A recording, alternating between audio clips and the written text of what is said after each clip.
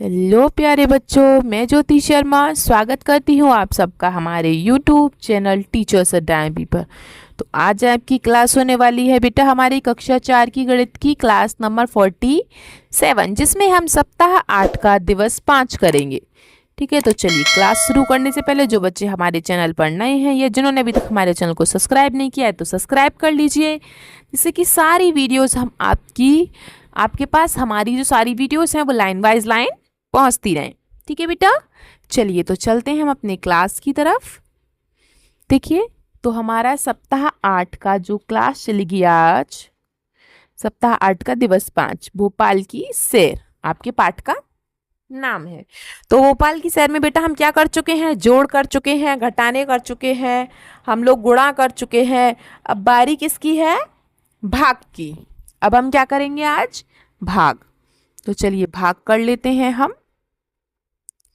जैसे कि इसमें दिया है भाग कीजिए, मतलब कि हम 4 का भाग किस में करेंगे? 160 में। तो मैं यहाँ कर देती हूँ, 4 का भाग करेंगे हम 160 में। तो देखिए पहले हम देखते हैं ये बाहर क्या है? 4 और अंदर कितना है? 1। तो अंदर की संख्या हमेशा बड़ी होनी चाहिए, लेकिन एक तो छोटा है, तो हम क्या ले लेंगे? 16। हम दो संख्याएं ले लेंगे। हम क्या ले लेंगे बेटा? 16। ठीक है, इसको ले लेंगे हम।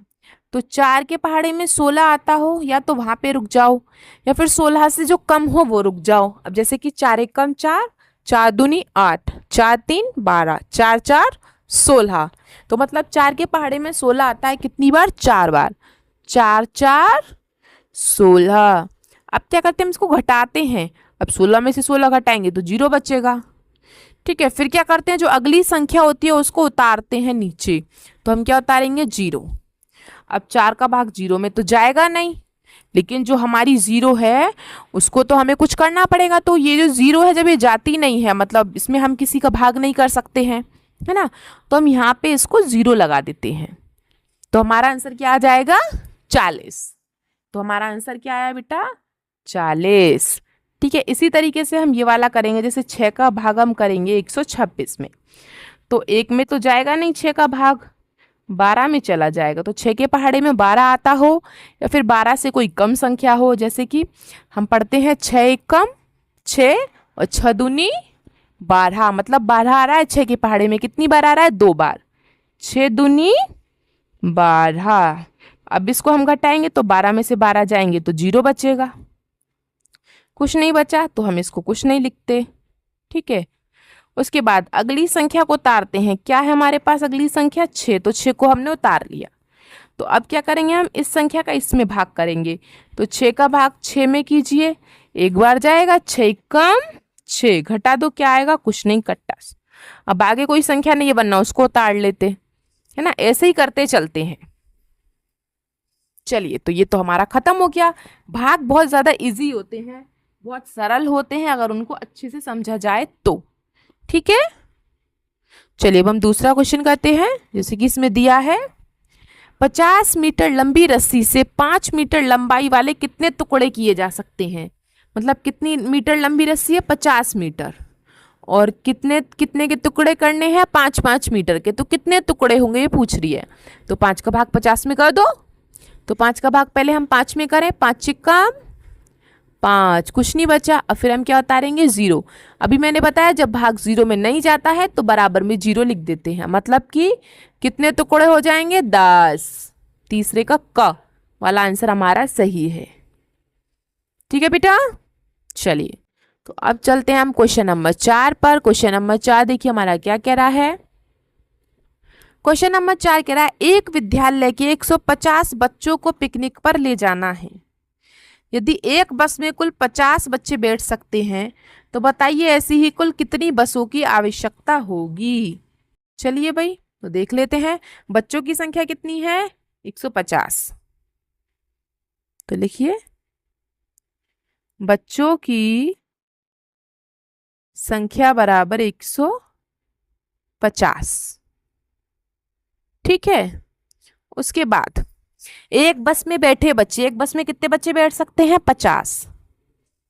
एक बस में बैठे बच्चे एक बस में कितने बच्चे बैठ सकते हैं? केवल 50। तो कुल बस हमें कितनी चाहिए? तो कुल बस की आवश्यकता, तो 150 का भाग कर दो 150 में, क्या आता है? 50 का भाग करेंगे हम 150 में तो क्या आएगा देख लेते हैं। देखो, आप 50 का भाग करेंगे 150 में तो आपको 50 का पहाड़ा तो नहीं आता होगा, लेकिन 5 का पहाड़ा तो आता है ना, तो उसमें 0 0 लगाते जाओ। जैसे 5 एकम 5, 5 दूनी 10, 5 तिया 15, तो 0 लगा दो। अब देखो ये आ गया 15, 150 ये रहा, 150 ये रहा, तो कितनी बार आया? 1 2 3, तो 50 तिया 150, और कितना बचा घटाने पे? कुछ नहीं। तो बेटा कितनी बसों की आवश्यकता होगी? 3 बस। तो आपका आंसर क्या आ गया? 3 बस। ठीक है, चलिए इतना हो गया। कितना इजी है ना? चलिए अगला क्वेश्चन करते हैं हम अपना, क्वेश्चन नंबर 5। क्वेश्चन नंबर 5 क्या कह रहा है देख लेते हैं। यदि एक पेंडल बोट का एक चक्कर का किराया 50 रुपए है, एक चक्कर का किराया बेटा कितने है? 50 रुपए। बताइए एक व्यक्ति ने 40 रुपए में पेंडल बोट से कितने चक्कर लगा सकता है? ठीक है, तो आप क्या लिखेंगे? एक चक्कर का किराया, पहले हम लिख लेते हैं। एक चक्कर का किराया कितना है बेटा? 50 रुपए है। ठीक है, और उस व्यक्ति ने कितने रुपए दिए उसको? 400 रुपए। कुल रुपए, कुल रुपए उस व्यक्ति ने कितने दिए? 400 रुपए। तो वो कितने चक्कर लगा सकता है ये पूछ रहा है। तो कुल चक्कर, तो 50 का भाग कर दो 400 में। अब जैसे कि मैंने अभी आपको बताया 50 का पहाड़ा नहीं आता, लेकिन 5 का तो आता है। तो 5 एकम 5, 5 दूनी 10, 5 तिया 15, 5 चौक 20, सब में 0 0 लगा दो। ठीक है, फिर 5 पूरे 25, 5 अंक 30, फिर 5 सत्ते 35, फिर 5 अट्ठे 40, तो आ गया 400। कितनी बार आया? 8 बार। तो 5 अट्ठे 40, मतलब कि पूरा खत्म। मतलब कि कितने चक्कर लगा सकता है वो? 8 चक्कर। ठीक है बेटा, कितने चक्कर लगा सकता है? 8 चक्कर। कितना इजी क्वेश्चन था, है ना? चलिए, तो हो गया होगा आप सबका ये फटाफट से। चलिए बेटा, तो आज तक की आपकी क्लास इतनी थी। अगर आपको हमारी वीडियो अच्छी लगी हो तो उसको लाइक करें, कमेंट करें और अपने दोस्तों के साथ भी शेयर करें। और अगर अभी तक आपने हमारे चैनल को सब्सक्राइब नहीं किया है तो सब्सक्राइब कर लीजिए, जिससे कि हमारी आने वाली सारी वीडियोस आपके पास लाइन बाय लाइन पहुंचती रहें। चलिए बेटा, मिलते हैं हम आपसे अगली क्लास में। तब तक के लिए आपका दिन शुभ हो। Have a nice day.